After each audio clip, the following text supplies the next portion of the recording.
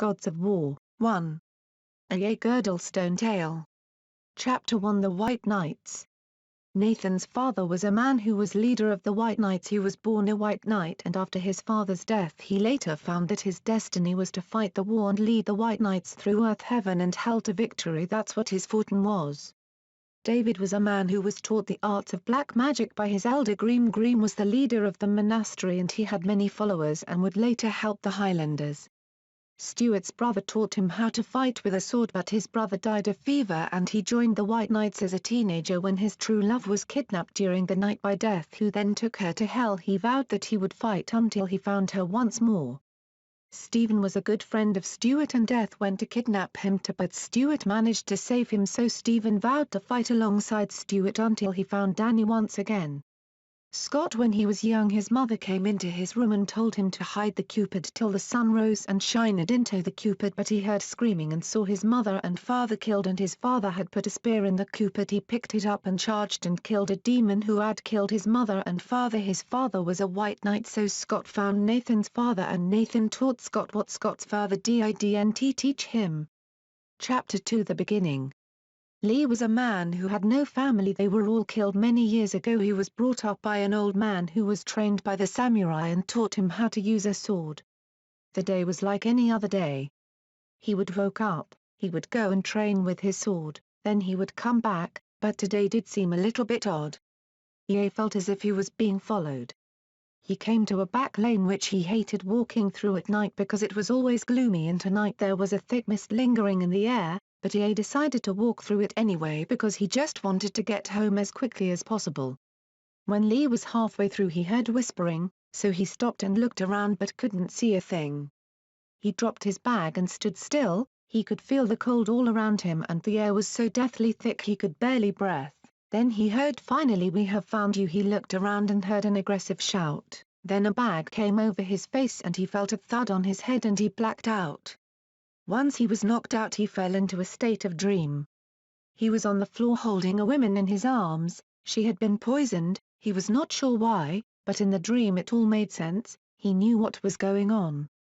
Suddenly he felt water hit him and the words "wake up." Lee was tied up in a dark room which had a single candle burning. All he could think about was the dream and what it meant and how it didn't make sense anymore. Then he saw this man with long hair looking at him, so he asked him, "Why am I here?" He replied, "Because of your past. The fact is, we need you." Lee couldn't believe it. What would they need him for? He wondered. All I'm really good at is practicing with a samurai sword, nothing more, he thought to himself. Then the man said, "Forgive me, for I have not introduced myself. I am Stuart, and the reason we need you is because there is a war against mankind approaching. It draws closer each day. We will need all the people who are strong and will fight for what they believe in to stand by us against evil." Lee was sitting there amazed at what he was saying, thinking, who are we fighting against? He continued to say, "We are looking for a certain woman. I heard you have dreamed of her and you will be able to tell us what she looks like." And then the dream he had before came into his head once more and he heard himself say, "Yes, I have dreamed of a woman, but how can we be certain that it's the women you speak of?" Stuart replied, "Because nobody else would dream of a woman dying in his arms like you have." Lee was speechless. How could he possibly know? Stuart then stepped across the room and sat down wearing his dark cloak. He put his hood over his head and looked as if he was in deep in thought. He wasn't the only one. Shortly another man entered the room, also cloaked, and said, "Tell me, Lee. Would you ever kill a man?" Lee responded by telling him it would all depend on whether I absolutely had to. He then asked, "Would you kill him if he betrayed you and tried to kill the one you loved but you had the chance to let him go?" His answer to that was, "Well, I wouldn't think he deserved to live, so yes, I would kill him." The man then walked towards Lee and kneeled down, grabbed his hand and solemnly but with desperation in his voice asked, "Will you help us? We need to defend our homes from what is coming." To this very day Lee didn't know what made him do it, but he rose to his feet and said, "Yes, I will help you." The man on his knees then introduced himself. He was called Ste. Chapter 3. Told the Truth. Later that night they untied Lee and took him through a dark hallway. Lee felt as if he was in a castle by the looks of the walls. They then put him in a room with a few other people, so he looked around while everyone in the room gazed at him. One of them said, I guess they needed you too. Ye nodded and some of the men and women came towards him and introduced themselves. One of the women was called Elise. Ye thought she was quite pretty, her eyes seemed to always try and gaze into his and her long hair was so beautiful and wild. She asked Lee, what do you think this is all about?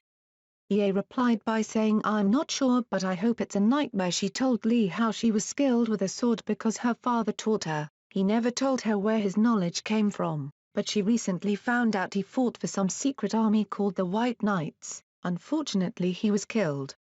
She looked really upset about it. Ye never knew what it felt to have parents, at least, Ye couldn't remember how it felt to lose them, so he just put his arms around her hoping it would help make her feel better. Just then, the other two people who started talking to Elise and Ye said they were called Ste and David. Ste was skilled because he self-taught himself with a blade for many years. He was from Italy but he spoke English very well, and David was a man who knew everything about witchcraft and he was quite skilled at healing people. He was from France. He grew up in some village to the east of France. He didn't talk about it too much though. Chapter 4, a moving speech. The next morning Stuart came in and woke them all up to tell them we were all going to see something important which will make you all understand what we were all brought here for. So they all followed him out and down a long flight of stairs to the bottom floor until they were very deep underground. They came to a dark tunnel and Stuart said we have to pass through, so we began to walk forward. Ye had a very cold feeling and he stood beside Elise. She grabbed hold of his hand as they walked for about 3 minutes and eventually began to see a light at the end of the tunnel. It was burning so bright that it made Lee's eyes hurt. He hadn't seen such bright light all day. After some time they came to a large circular room. When Ye looked up he could see a light blue, stained glass ceiling which gave off a rippling blue water effect. Stuart, Ste and 5 others came into the room, all dressed in black cloaks. One of them who Ye hadn't been introduced to, who had long black hair and looked Italian, started to talk and said, you must not be afraid, just hear what I have to say and you may leave if you wish. Stuart here will lead you out. Then he said, today is the 4th February 1860, in about 2 months' time we will be fighting a war against another dimension or world, whatever you wish to call it, called Venom, and the warriors of that other dimension cannot be killed by guns. Therefore the army's technology is useless against these things. The only weapon that will kill them is a sword or spear or arrows, and you people who are here today are the best. Altogether there are 8,000 of you and we would like you to join a cause which has lasted over hundreds of years, which was created by Nostradamus. He then pulled out a long roll of parchment that looked like it was hundreds of years old. It was written in Latin but the Italian man translated it for us. It read, I have correctly predicted many things, but this is my worst prediction yet. Coming from the east, an army of demons led by Death himself, coming from south Satan and all the evil he holds in hell, and coming from the north, not God, but my white knights who stand in the way of evil and do anything and everything to save the earth from total domination of evil and loss of all human life. Ye stood amazed, thinking it seemed too real. After all, everything else he predicted came true. What's to say this prediction would be any different, however impossible it seemed? Nathan continued by reading the last part, which scared Lee more than anything else which had been muttered that day. There is a woman who will need to be ultimately protected from the evil forces, otherwise, if evil takes claim on her, the world will end and the kingdom of heaven will belong to Satan himself. After he read the script he broke the tense silence which followed, by putting forward his request. So, warriors of our earth, are you to go home and wait for this terrible fate to come to you, your friends, your families, and be alone in defending them all, or will you join the White Knights and be part of a united front, with all of us behind each of you and live on against all evil? We all screamed out something along the lines of yes. We will fight. Chapter 5. A White Knight's Guide on How to Fight. Later that day Nathan came to Lee and said, you are one of the best swordsmen here, so I'm giving you a chance to learn the way we White Knights use the sword. and Lee accepted his offer and he took him into another room which looked really clean for where we were, and Nathan started doing some moves with his sword which made Lee very impressed. Then he started to talk to Lee. He said the only way to kill a demon is by the sword, so you have to know your sword and love your sword, and when your enemy comes towards you, show him that your relationship with your sword is stronger than his and put your sword through the evil demon, and then you will see that he was too late to realize how close you and your sword were. Ye was quite moved by what he was saying, so Nathan walked towards him and said, I have a gift from your friend. The old samurai. He told me to give you his best friend and hopes it will become yours. Nathan then clapped his hands together and Stephen came in with a gift for Lee. He then put it in his hand and he took the overlaying robe off what the item was, and it turned out to be the red dragon sword. Its handle was of a red and black color, stripes like a tiger, and the blade itself went straight then into a curve just like a samurai sword. I was much surprised to have this sword, but Ye felt a sudden love for the sword. Nathan asked Lee to show him what the old man taught him, so Ye done a few twists and turns with his sword. They all seem impressed, but all of a sudden Ye stopped still and looked at Stuart and Nathan and said, wait a minute, what happened to the old man? Is he ok? Stuart said, we tried to get to your home before the spy demons got there, but we were too late. They took him. They obviously thought he was Lee, and Ye was then deep in thought, hoping he was ok. 3 weeks went by of training. Then Nathan came to Lee and told him he'd like to see him and Stuart in 10 minutes, so they went to see him in 10 minutes and he said, Lee, we have a mission for you to do and Stuart will help you.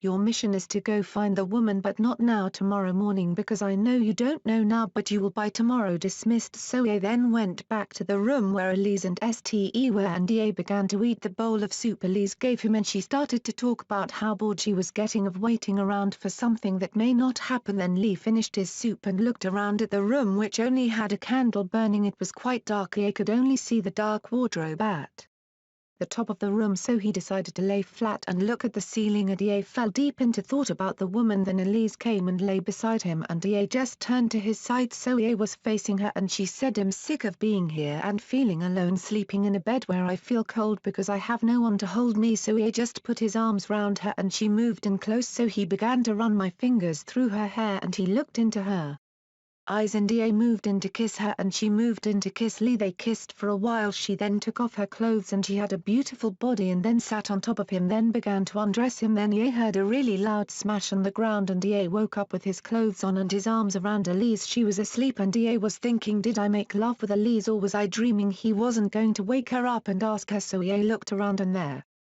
was nothing, so he climbed back into bed and went to sleep. Ye began to dream of being in a large city and there was a road which led out of it and took you to a small cottage, and there was a woman sitting outside on a rock beside a lake, and it looked like the woman who Ye was dying in his arms. When Ye went up next to her, she turned and looked at him, then disappeared, and a horrible cloaked figure really tall began to walk towards him. He was holding a large axe and Ye fell to the floor. He put his foot on me to hold him down and said, now your woman is mine and so are you. Ye woke up with a scream and Elise was there awake to saying, Lee, calm down, it was only a nightmare. So Ye lay back down trying to relax. The candle had burned out and it looked like it was coming close to 09:30 am, and Ye was just lying there and the door opened and it was Nathan and Stuart, and Nathan said, did you find her? Ye said, yes, I believe she is on the outskirts of London. Nathan then looked at Lee and said, well, it's to London, you must go get dressed. Death will have kidnappers after her, so be careful. Death will most probably send his best demon to do it. He is called Slaith, who commands around 30 demons who will be looking for her as well as you do, so be ready by 10:00. Chapter 6 Search for the Women. When Ye was ready, Stuart took him outside of the castle. It looked like it had been raining for a month outside. Lee and Stuart continues to walk towards the road and we came to a stable. He said, this is my stable, pick whichever horse you wish. We are quite far from London, so we had better get a move on to find this cottage of yours. So we began our journey to London. Ye didn't know where he was or anything until they got onto the main roadway and looked at their map of the country, and they were at York, so they had a good day's worth of travelling to do, so it was quiet on the road for a while. Stuart then said, are you as good as Nathan with a sword? Ye didn't know what to say, so he said, I don't know, I was trained by an old samurai who was very amazing at what he could do with a sword. Stuart just then said, oh ok then, well, Nathan only knows how to fight like a white knight. You know both white knight and samurai, so you are properly better than Nathan. All Ye could really say was yay after that, because Stuart was right. Stuart then told Lee to get some rest because he may need Ye then closed his eyes and fell into a sleep. Ye was having a dream about running up many flights of stairs and he didn't know what was chasing him or where he was going. Ye was just following a man cloaked in black and the woman Ye had been dreaming about was behind him and then everything around him changed. Ye was no longer inside a building running up many flights of stairs. He was now in a great hall with Stuart and Nathan and it was empty but the walls all around them were being hit with something and the fear was taking over Lee, but he knew he had to be strong, so Ye looked to the left side of his waist and there was his dragon sword, so Ye pulled it out and then the door at the other side of the hall flew open and Ye never saw what was coming. It was all so fast, but Ye woke up in an instant and Stuart had his hand on Lee's shoulder and told him we had arrived at a cottage outside of London. Ye then got off his horse and looked around the cottage. Ye then decided to go round the back to see if the lake was there and the rock like in his dream. Ye then noticed there was a lake with a rock and it looked like someone had been sitting there, so Ye walked over to investigate some more and he noticed that there was a woman lying unconscious on the floor. Ye picked her up and it looked like the woman in his dream. Then Ye heard Stuart scream, "Lee, behind you," and Stuart was racing towards Lee with his sword drawn and Ye dropped the woman and looked behind him to see these two creatures running towards him. One of them had an orange face with black dots over his face and his eyes glowed red. He was wearing armor that humans wore in medieval times. It was Slaith, and his companion Istar was just about the same, just he was blue with black dots on his face. Ye then stood in front of the women and drew his sword and Stuart got to Lee and stood by him and said, "Well, let's see if you can beat these demons." Slaith looked at Lee and Stuart and smirked and said, "Humph, you really think you can beat me?" And in the background Istar began to laugh in the background.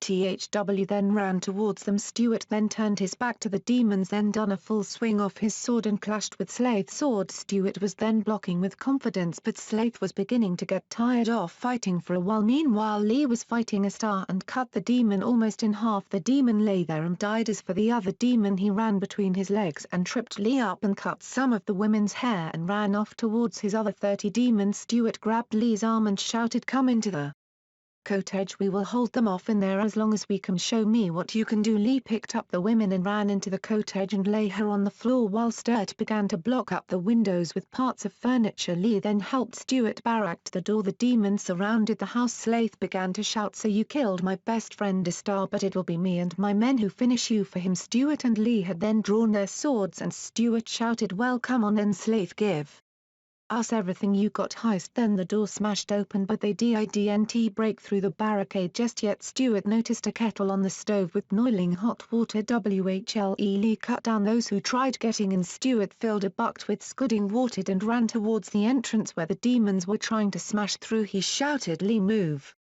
He then threw scalding hot water over a couple of demons who fell to the floor in agony and to finish them off with a finishing stab by his blade. Just then Stuart saw that Slaith had ran through the portal with around 15 of his best demons but left his remaining dozen who approached the entrance. They made their way into the cottage. Lee and Stu were in the main room, stood back to back with around 10 demons surrounding them. Lee said, "Well, this is what I call a last stand." Stuart began to last as he threw his sword into the flesh of one of the demons who fell dead onto the floor. As he ran towards his sword, he struck another with his fist while Lee followed up and cut off one of his limbs. As Stu got his sword back and stuck it into the flesh of the demon, Stuart and Lee were cutting down these demons with ease until there was only 2 left. 2 demons charged in at either end. As Lee and Stuart were in the middle, they turned and looked at each other. They then duck-dodged the swing of the demon's swing.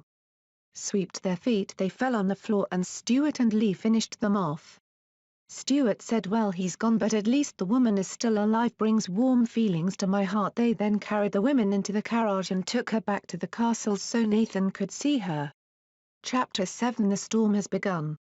Later that day the women was asleep in the carriage and Ye was looking out into the distance and noticed dark clouds, really dark, so dark it looked like night, and you could see flashes of lightning inside them. And Stuart said, "Looks like there is a storm coming, we better get a move on before it hits us." So he made his horses run faster, faster, he shouted, and they eventually arrived at Holy Island Castle. And the rain was really thick and the lightning was constantly flashing while they were outside, so they had to run inside of the building. Once Lee and Stuart got inside, they came to Nathan's room. He then put her on his bed and left her there to rest. He then came to Lee and said, "The changes are beginning, the storms are happening, death will be here soon, and after the storm clears we head for Dover." Ye was thinking why we need to head for Dover. Then he realized maybe there is more white knights that could fight for us there, but he may be wrong.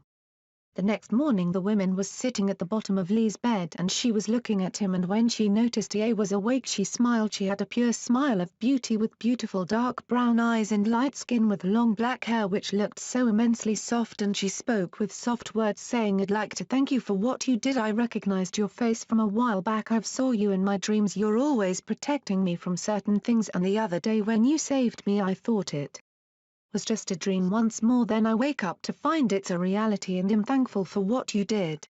Ye then asked her what her name was and she said, "My name is Monglisha." 1 week and 3 days went by and the storm finally stopped, and a man came with a letter, and on the letter it said, "America, Russia, Southern Europe and Africa are taken over by some army of darkness and they are heading towards England, coming closer every day." At that moment Nathan screamed out, "Hurry everyone, suit up, the time has come when you will prove yourself as a white knight." So they all set out for Dover, not knowing what will be there to meet them apart from evil and hatred. It took the White Knights 2 days and 9 hours to reach Dover, and when they got to Dover Castle they knew they had to quickly mount defences for the oncoming army that would be really strong, maybe 100,000 demons able to fight for Death himself, and there was only 5,000 White Knights. After Nathan had gathered all his strength, the White Knights were really outnumbered, but no matter what, the fight would come to them at the end anyway, and they have to delay the advance of the demons. Chapter 8 Battle of Dover Castle. The night had come across the land and the land become gloomy and rain began to pour from the heavens, and towards the sea there was a very thick mist crossing the water so you couldn't see very far, and with a crash of thunder here and a flash of lightning there, some of the White Knights had a feeling of fear and doubt inside of them, and they couldn't sense this, so Lee was quite sure Nathan could, but there was nothing really he could do about it. War was upon England, the last free country of earth. 5 hours went by of standing around. The time was now 11:30 at night and there seemed to be nothing around, hardly a sound apart from the rain and the thunder. Then all of a sudden one of the White Knights shouted, "What is that coming from the sea?" So they all headed towards the castle wall which was nearest to the sea and saw a light coming towards them. The mist disguised its identity so they didn't know what it was. Then Nathan suddenly screamed, "Fireball, duck!" So they all jumped to the floor holding their heads, and a large fireball hit the castle, and then more and more fireballs seemed to be crashing off the castle wall. This made some of the White Knights were unable to move with fear. A constant rain of fireballs kept hitting the castle. This went on for 6 hours until they could all see the sun rise, and Stephen looked over the wall and said, "Three, so many of them, everyone weapons ready. We are being attacked and English men are dying, so defend your country, your world. If you fall, so does your world." Then there was loud shouts from the White Knights. They were all ready to fight against the demons. Nathan decided the best way of defense was to take a stand on the rooftop of the castle because the doorway to the roof would have put the demons into a bottleneck, so they all had a defensive stance to fight against the demons. They had blocked the doorway and braced the gate to the roof to delay their entry onto the roof to fight.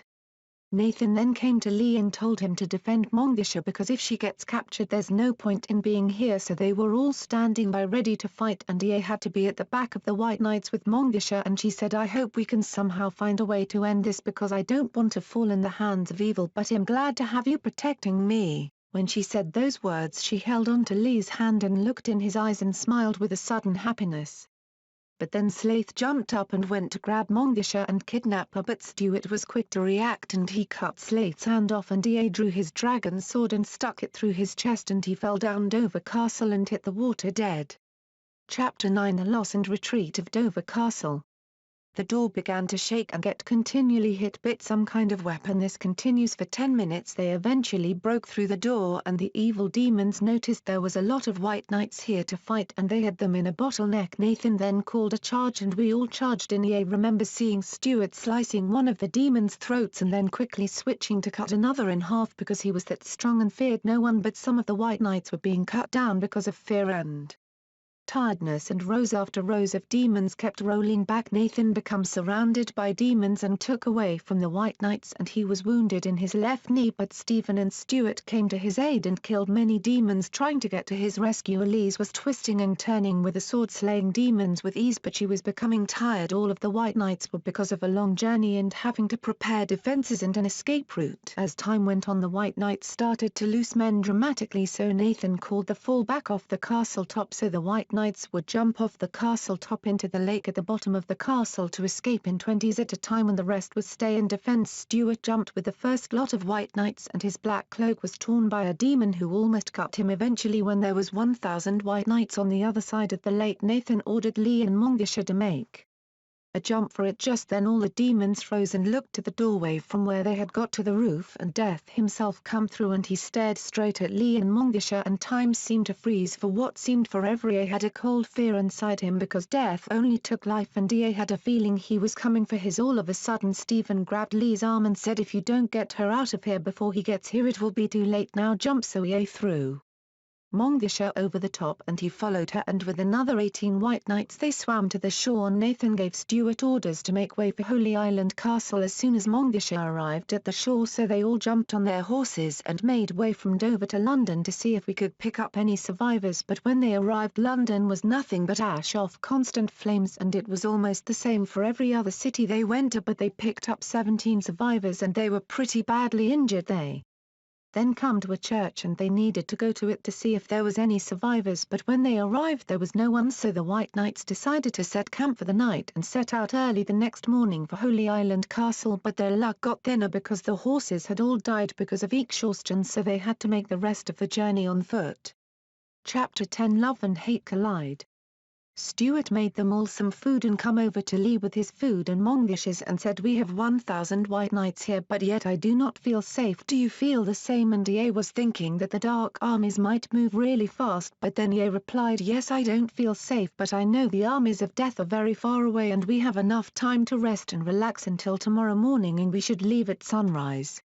While Ye was eating his food, Mongisha was sitting near him but sitting quietly. Ye then said, "Is there something wrong with you?" And she replied by saying, "I don't know if you white knights will be able to defend me anymore after the next week, because I don't think there will be many of you left, but I know you'll still be alive, Lee, because you have to be, otherwise the white knights will fall easily." She then got up, turned round, so she had her back to Lee, and then walked away and began to talk to Stuart.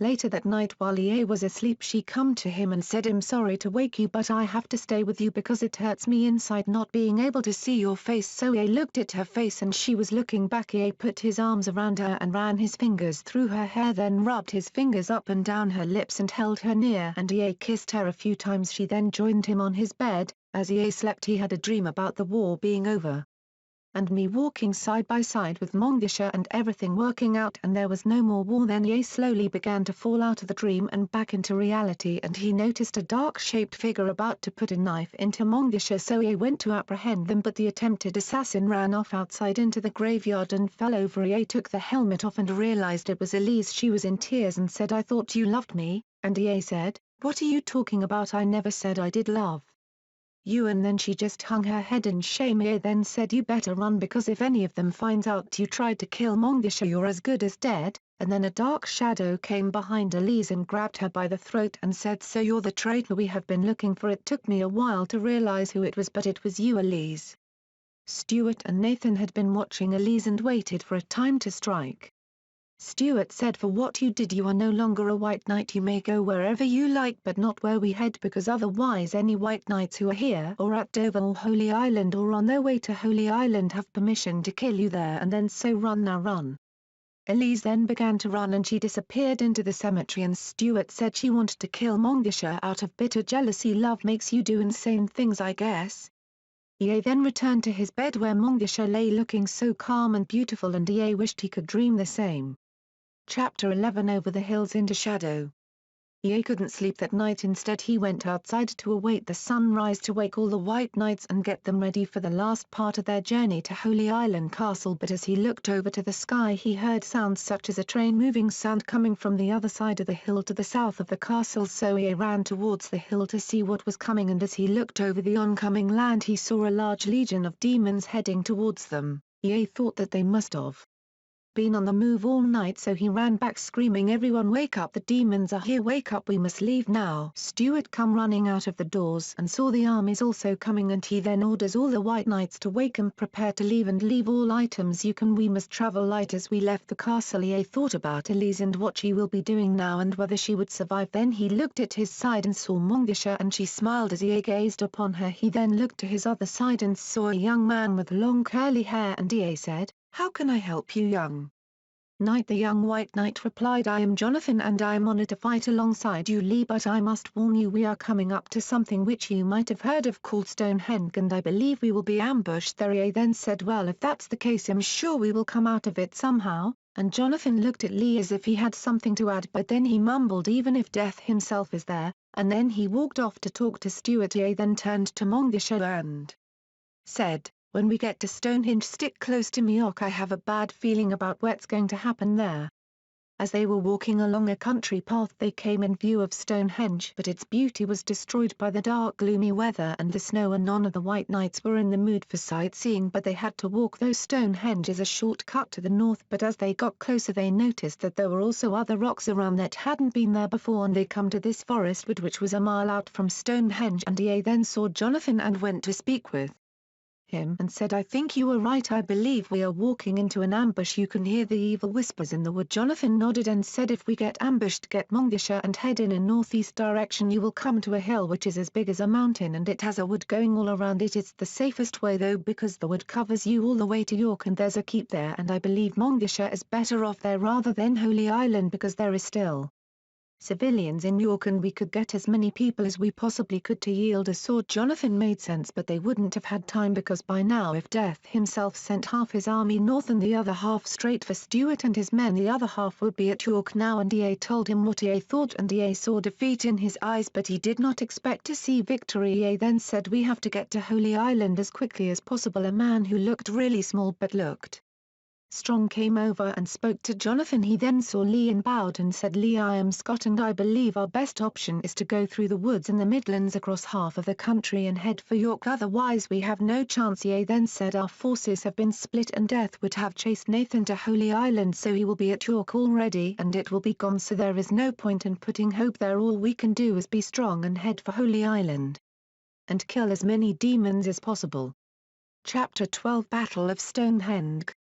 As the White Knights came in sight of Stonehenge again they saw a stream quite large, but it was frozen over and it had begun to snow, and as they got to the stream and looked to the top of the hill they saw Stonehenge and they were going to stop there to eat, so they all got to the top of the hill and Ea turned around and looked at the lake and thought that they should lay a trap there in case the demons come, so Ea gathered a couple of White Knights, Jonathan, Stuart, David and Scott and a few others, and they battered the ice so it would break easily after a certain amount of weight got on it. They left the lake as it stood and went to eat, and as they ate they spoke about what they could do if the war come to an end and the White Knights all lived happily again and all evil was gone. And then Scott stood up and spoke about his life and how a demon had slain his parents because his father was a White Knight, so that's why he chose to be one, and he prayed that his fate would not have been the same. And then Jonathan arose speaking of how his love was a young knight and she died at Dover. He tried everything to save her and now he was going to kill as many demons as he could. And then Stuart arose and spoke of a woman who was a little bit shorter than him and she had long dark hair, and to him there was no one more perfect, and she was stolen from him in the night by some evil demon named Slaith who took her on a death carriage all in black, and word got to him that she was taken to hell, and now he wanted to find his way back to her, but he didn't know how. And then all of a sudden we heard loud screeching and screams from where the river was, and as the White Knights looked towards it, and there was the demon army and they were standing by the river but not on it, so they had to get them to fall into their trap. So they got a few White Knights who were brave enough to go as close to the river as possible without them charging straight away, and about 15 White Knights went down and stood in a line facing the demons, taunting them. The demons all charged towards the White Knights. A couple ran straight across the ice and Scott and Jonathan charged and began to fight off the demons. Jonathan had thrown one of them over his shoulder and quickly turned to another and slain the demons by sticking his blade in his chest, and as the other demon arose Scott stabbed it in the back and it fell to the floor and died slowly. The demons then fell back, and as they came onto the lake there was about 300 of the demons and the lake collapsed in and they all fell in the ice-cold water and drowned and froze to their death, and the other demons were stunned. Then their general gave the orders for them to swim through and get to the knights, so the 15 White Knights went back to the top of the hill, and as they were running back all the White Knights got as many boulders and rock as they could ready rolled them down the hill. As the White Knights ran past the other White Knights at the top of the hill and them on got on the hill they were going pretty slow with being soaking wet, and as they got halfway up Stuart gave the order to roll the boulders down the hill, and we did so, and the demons were stunned and they were too wet and heavy to dive out the way, and the boulders rolled over them because they ran in single file up hills to hide their numbers, and the boulder rolled into the river. The White Knights killed over 200 demons with the boulders. They then stood in lines of 200 and made a shield wall with the following White Knights behind with spears and the following with swords, and the demons finally got across the river, and their numbers were quite small, so the White Knights believed they stood a chance, and they changed their attack formation to a line attack instead of single line. They then charged up the hill, and their first wave clashed with a shield wall and fell back down the hill, and their second wave come up and the shield line lay on the floor, and the other White Knights who had spears threw spears at the demons, and some went through the throats of the demons and some into the stomach. Black blood then splattered everywhere and guts lay on the floor while demons lay there screaming in pain till they died. Stuart ordered the White Knights to draw swords and charge at the remaining demons, and with a loud scream the White Knights charged and collided with the demons, and Ea stood by Montgisha because he was her protector, and a few demons broke out and came towards Lee and Montgisha, and Ea drew his sword and they surrounded him, and they kept jumping at Lee and jumping back to make him flinch, but one demon jumped too far forwards and Ea sliced his throat, and they all ran at him at once, and all of a sudden a dark cloaked figure came up behind Lee and stood by his side and said need a hand. He was a White Knight. He spoke in an American accent and he had 15 people with him, and they ran at the demons, and one of the White Knights was unlucky to be killed by the demon. He was struck with the spear the demon had, but it left him open for Lee to cut his arm off then slice his throat to give him a very slow and painful death. The cloaked man then told the other White Knights to go join the battle. While he spoke to Lee he then took his mask off, and he had long black hair, and he said I'm from America. We came here 2 days ago ahead of the demons looking for the White Knights of England. My father was a White Knight and he descended over to USA to train White Knights over there to defend America, but there wasn't enough. I brought all who were left off the White Knights in America. Now all the people are slaves and are awaiting to get the branding of 666 on their arm, and a legend of a king who calls himself Zordid is being whispered around the White Knights. Ea was quite stunned to find that they demons were sparing humans as slaves, but Ea thought him not going to be defeated and be turned into a slave for death. John then said I have to warn you, the demons you are fighting over there are a decoy. The rest of them are going around to ambush you here, so you had better hurry up and retreat. Meanwhile in the battle on the hill, in the middle of the battle, Stuart came one-on-one with the demon general. The demon general swung his sword and Stuart ducked and went to slice the general's leg, but the general blocked it with his other sword and cut Stuart's arm, but it wasn't a deep cut. Stuart then kicked the evil general in the groin and punched him in the face and went to slice his throat, but the general blocked once more and threw Stu over his shoulder. Stuart arose with haste and said to the general, you are a cheat, you have to fight with 2 swords to win, and the general said, well, I don't have a sprit, but you have 2 people fighting for you, and then the general struck Stuart to the floor once more with his foot and put his foot on Stuart's chest and said, I have 2 swords, one for your body and one for your soul, and Stuart then said, this is not the moment of my death, and pulled a dagger out of his armor and stabbed the general in the foot, and the general fell back. Stuart threw the dagger into the chest of the demon general and he fell to his knees, and Stuart cut his arms off, picked up the one of the demon's swords, so he was now holding his own and the demons, and sliced his head off with his sword, and Stuart said you can only hold one of us down with 1 foot. Chapter 13. A Last Stand. As the demons lay there dead altogether, there was 800 demons dead and only 850 White Knights survived the battle, and Stuart and John spoke, and John told them about the diversion and how there's a larger army of demons heading this way, and Stuart said we are all too tired to move, but he'd rather get moving now than fight a battle. But after Stu said that night had already fallen and there was a clear sky and a full moon was in the sky, and as he looked behind him into the distance there was a tree, and it was the only tree he could see, and then mist come around the hill, and Ea saw a dark tall figure with what looked like an axe coming towards the hill, and he had hundreds or thousands of shaped figures about 30 meters behind him coming towards the hill. Then Ea got a glimpse and it was death. Stuart then said to the White Knights, we need about 200 White Knights brave enough to stay here and fight to the death to let Montgisha get a good enough head start to get to Holy Island. A few volunteers, and then Ea decided to volunteer, and Stuart said, Lee, what are you doing? You want to survive, you can't just sacrifice yourself. and Ye said I'll do whatever I choose, I'd rather stay here and feel I actually did something to defend her. Stuart then said fair enough, you stay here but you better hold out as best as possible and I promise to defend her as best I can in your stead. Ye then looked at Stuart and shook his hand and pulled out his red dragon sword and said, Stuart, this sword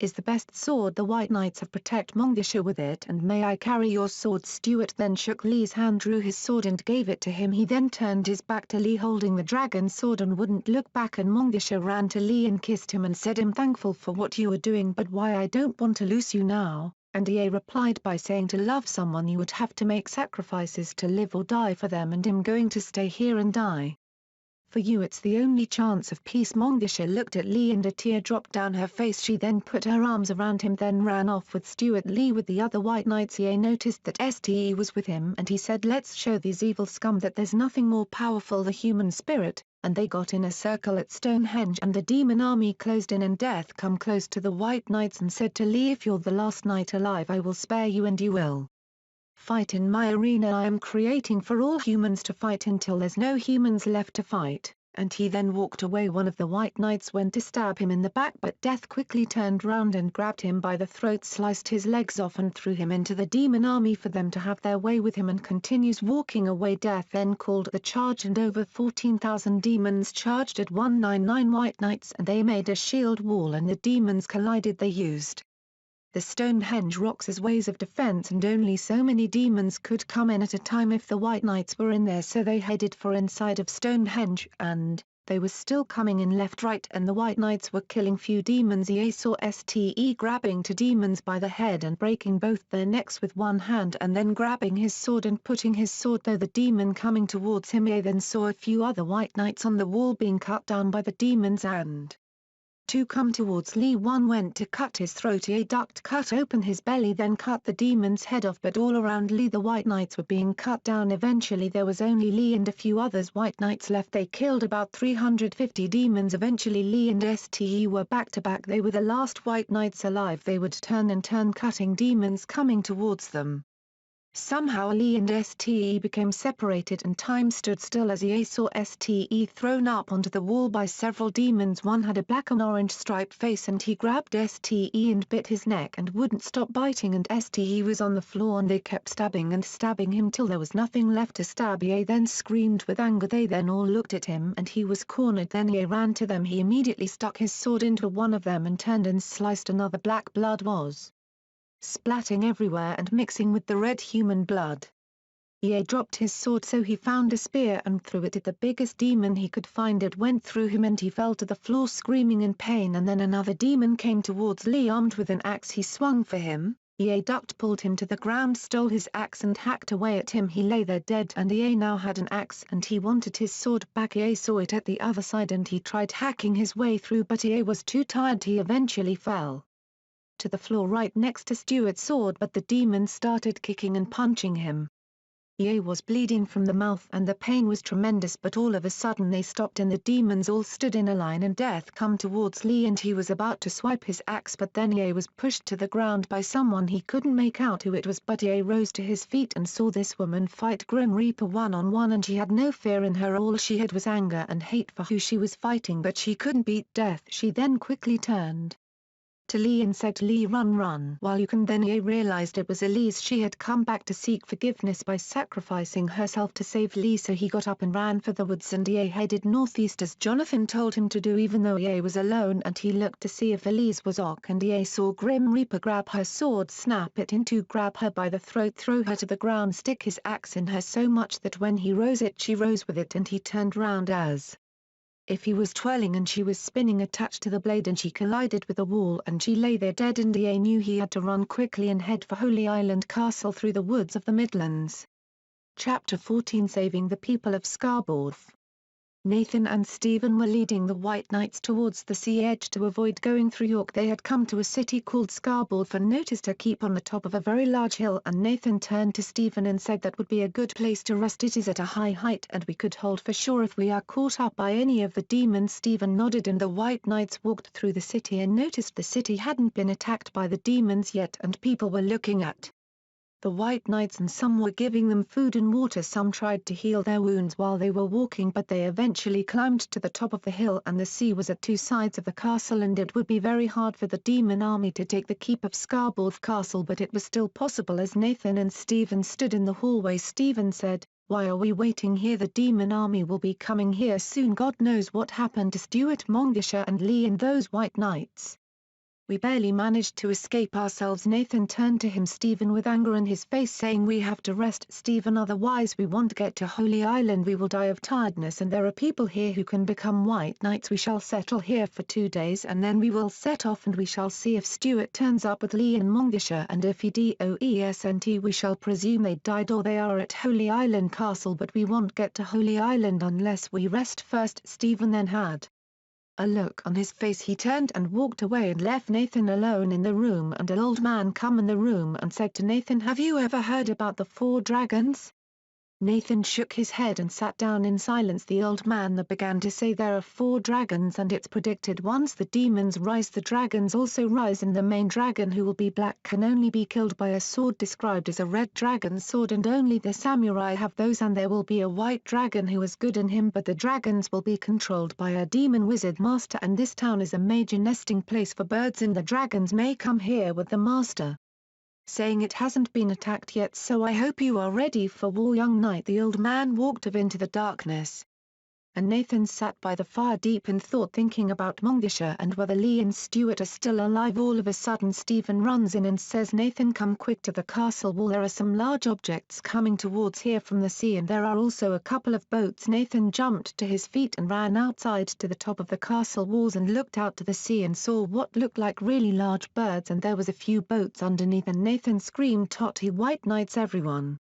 Take cover!" The whole of the White Knights ran for cover in the castle as these large creatures flew over the castle, making a loud swooping noise, and one of the dragons, bright yellow around the edges of its wings and a dark shade of red on its body, and it tilts its head back and screeched at the top of its voice and let out a roar, and a dark red flame came out of its mouth like a flare to let the boats see where the city was. The White Knights were hiding, and Stephen and Nathan sneaked into the city to try and get some of the people to safety because the red lava dragon was still on top of the castle. But all of a sudden a dragon which had an ice effect color to its skin had flown over Stephen's and Nathan's head, and as it had flown over they felt cold and chilled, and it breathed a very cold wind which would freeze a man in seconds for the dragon to eat, and it began to terrorize the city. And Nathan and Stephen told the people of the town to head for the castle and seek shelter there, but the few ships had landed and demons began to line up on the beach, and a medium-height overweight figure walked off the boat wearing a cloak, walked onto the beach. His hood was down and he had no hair, and he had a pink face with 3 black lines going across his face, and he was holding 4 dragon tooths. It was obvious this man was in control of the dragons, and as he stood there the few demons got on their knees and said, "Hail Muingo, brother of Zordad." They all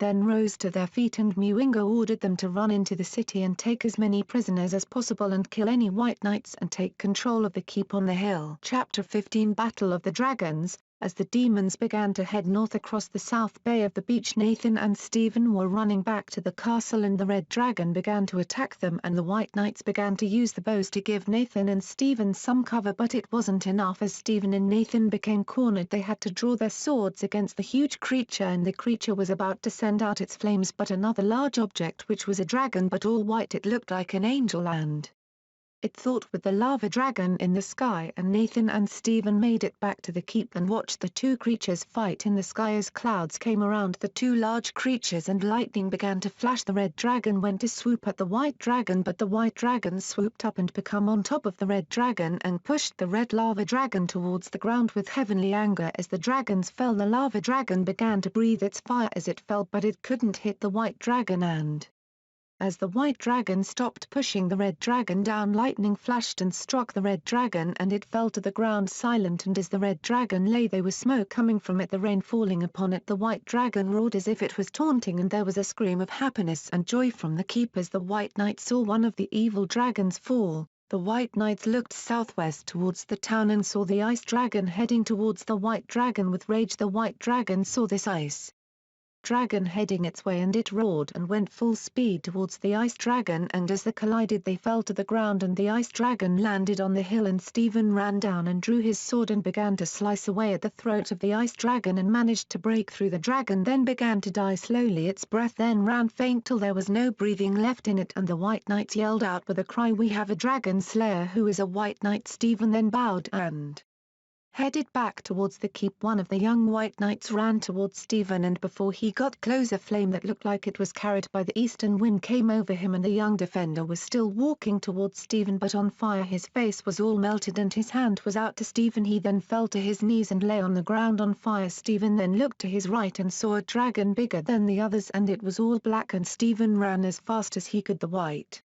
dragon collided with the black dragon, but it was outstrengthed as the white dragon headed for the sky to use the thunderstorm as a weapon. The black dragon was below and the white dragon was hiding in the clouds, and it pounced and began to try to push the black dragon to the ground, and it hit the ground and both dragons lay there. The White Knights then believed the black dragon was dead, and as Nathan stood there the old man came up behind him and said, "That black dragon is not dead, it will wake and kill the white dragon." Nathan's face began to look sad because he knew they could not kill the black dragon, and as the white dragon rose to its feet the black dragon did also. It blew acid in the eyes of the white dragon. As the black dragon's eyes glowed red it blew fire and burned the white dragon till death. As the white dragon fell down the hill and into the sea, the White Knights were in the keep and were unable to escape, but the black began to tear apart the castle and would get to the White Knights eventually. Meanwhile at the south end out the beach the demons were slaying and capturing humans, and Muingo sat on a chair by his ships with a smile on his face as he heard the terrifying roars of the black dragon in the distance. And on the streets the demons began to put the slaves in line to be branded, but they were ambushed by the White Knights, and Stuart had come in time with Montgisha and David, Scott, John and Jonathan. There was street fighting and the demons were surprised that they weren't fighting back at first, but it was too late and they were being killed and cut down very quickly by the tired White Knights. Knew that they had to get to that keep, and as Stuart ran towards Muingo 4 demons surrounded him. One went to cut his hand off, he jumped back, cut his throat and then punched the one on his left and swept his feet so he fell to the floor and finished him with a fast kill. And then the other 2 tried to run but were burned alive by the black dragon, and Muingo laughed and said, "You shall never defeat my dragon, so I hope you don't mind being cooked for my dinner." David performed a water spell to wet Stuart so he would have some protection from the flames, but as the dragon ran forward and pushed Stuart back, but as he fell back the red dragon's sword which Lee had given him at Stonehenge pierced the skin, and the dragon jumped up screeching in pain, and Stuart jumped to his feet and David shouted, "Cut it down, slice it till you can't slice it no more." Stuart ran and began cutting at its belly. Its scaled armor was no strong enough to stop the sharpness of the red dragon samurai sword, and the dragon fell to the floor and died. And Muingo sat there with amazement and rose to his feet and pushed Stuart with some unnatural power, but as he done that David stood in his way and used the same sort of power to push Muingo on the boat. And Muingo said to David, "Come young knight, let us fight in the air and let the god decide yours and my fate." They both floated into the sky and a thunder and lightning was striking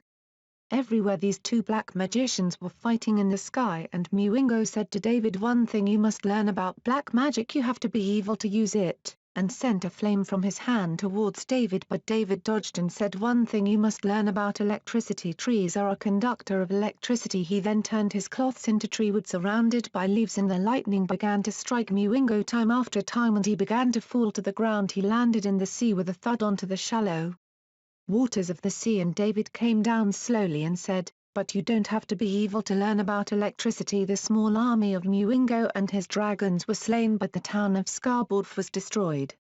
Nathan and Stuart met on the beach of the North Bay, and Nathan said, "Where is Lee? Why isn't he here to witness such a victory?" Stuart held his head down in sadness and said, "We fell into a great battle at Stonehenge and he stayed behind with 200 White Knights to make a last stand. He gave me his sword to protect Montgisha, but we must be strong. We should head for Holy Island tomorrow night because I don't know how long Lee held out with his men, but for some reason something is telling me that Lee is still alive." Nathan looked at Stuart and nodded and said, "We leave at dawn. Make sure Montgisha gets enough rest and food for the journey to Holy Island Castle."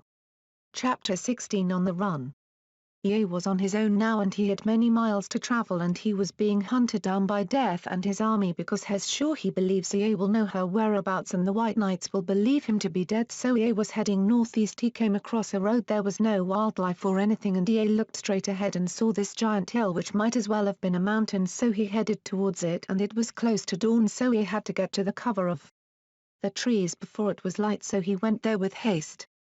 Ye had been running up and down hills for 2 days without food and then he came across a small camp in the middle of the forest. It was now night time and the rain was falling and this camp was made by wood off the trees and there were demons in the camp, so Ye ran into one of the camps and there was a few demons asleep, so Ye took out Stuart's sword and killed them and sneaked into the next tent and done the same, and then the guard heard something and came into the tent and Ye wrapped something around his mouth so he couldn't scream. Ye asked him where the food was and to point, and he pointed to the tent in the middle. Lee then said, "Show me by your hand how many more guards are there." He pulled up 2 fingers. Ye then said, where he then pointed to the part of the camp Ye couldn't see and then to the other one who looked like he was asleep, so Ye then said, "Well, thank you, now go back to that shite hole of a world you come from," and sliced his throat and his black blood squirted all over the camp and his hands held out to me as in he wanted mercy, so Ye then sliced his hands and said, "I don't give evil mercy because it wouldn't give me it," and then Ye came up to the other 3 tents and barricaded the doors and set fire to them and crept over to the guard standing next to the fire and picked up a log of wood which was small but on fire and jumped up in front of him and stuck it in his face. He screamed and fell to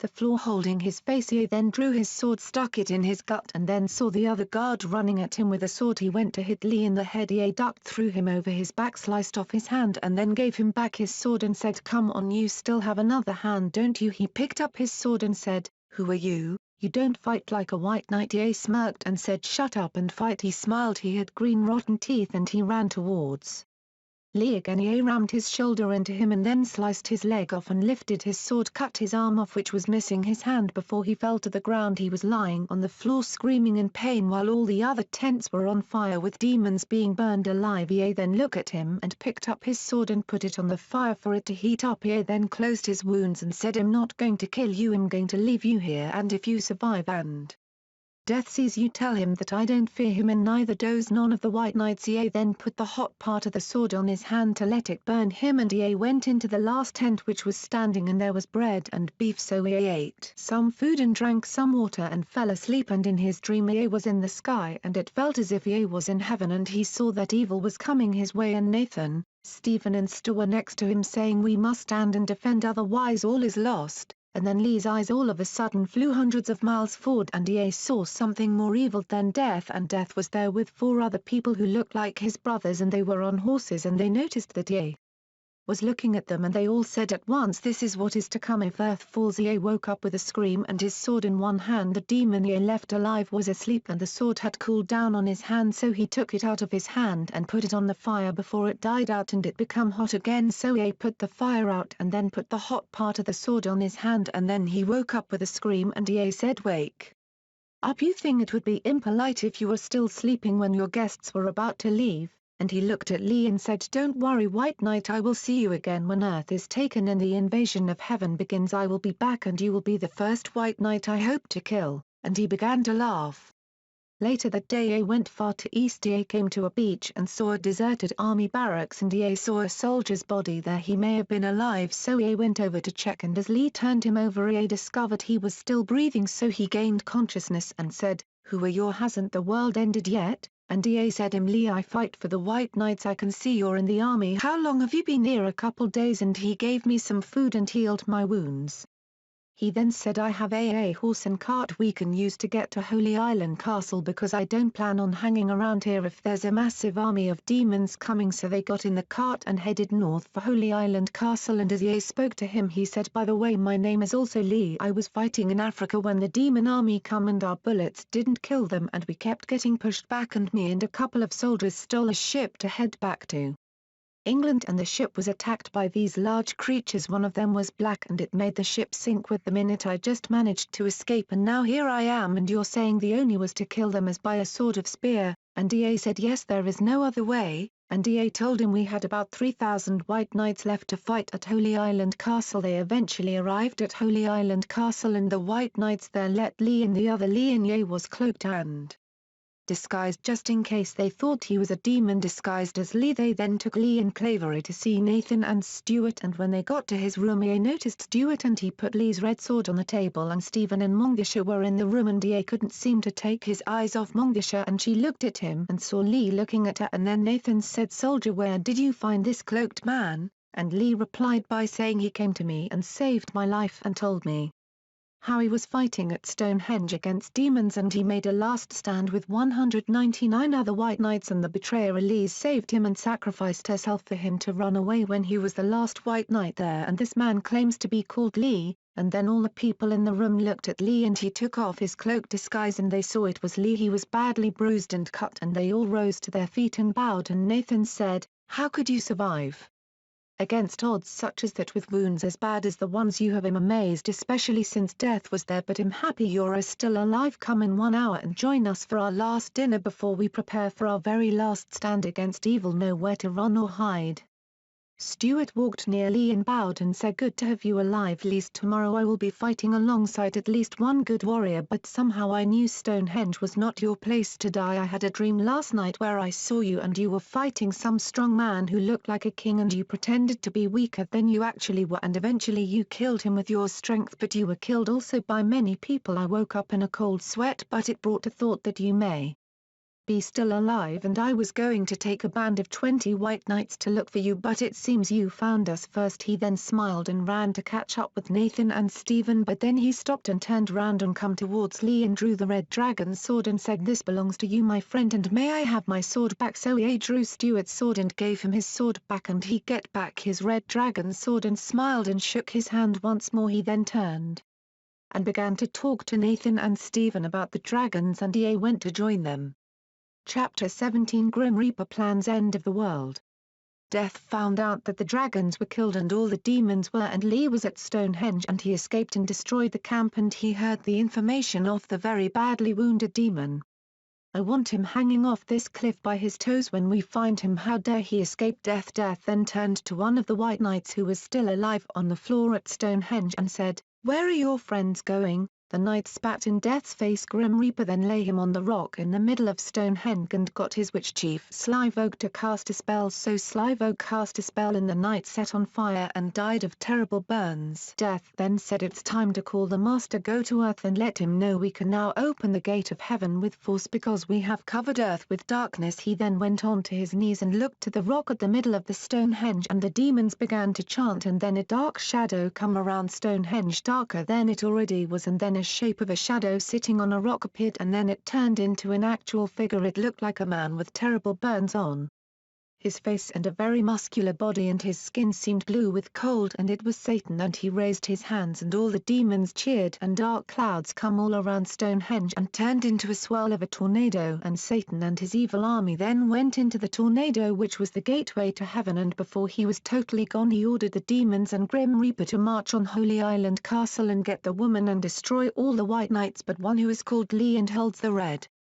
samurai sword, and then he disappeared into the sky. So at that moment Grim Reaper got his remaining 5 generals and told them to make their way north, and when they reach Holy Island Castle to surround the castles so there is no escape, and then the generals then got into formation and marched north away from Stonehenge. The battle for the dimensions of earth and heaven was about to begin.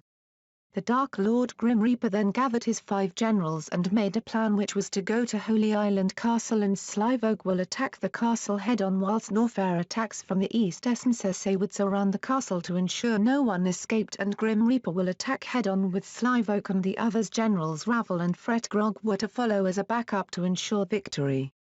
The Dark Army then began their march north for Holy Island Castle. They are 3 days away. Chapter 18 The Last Party.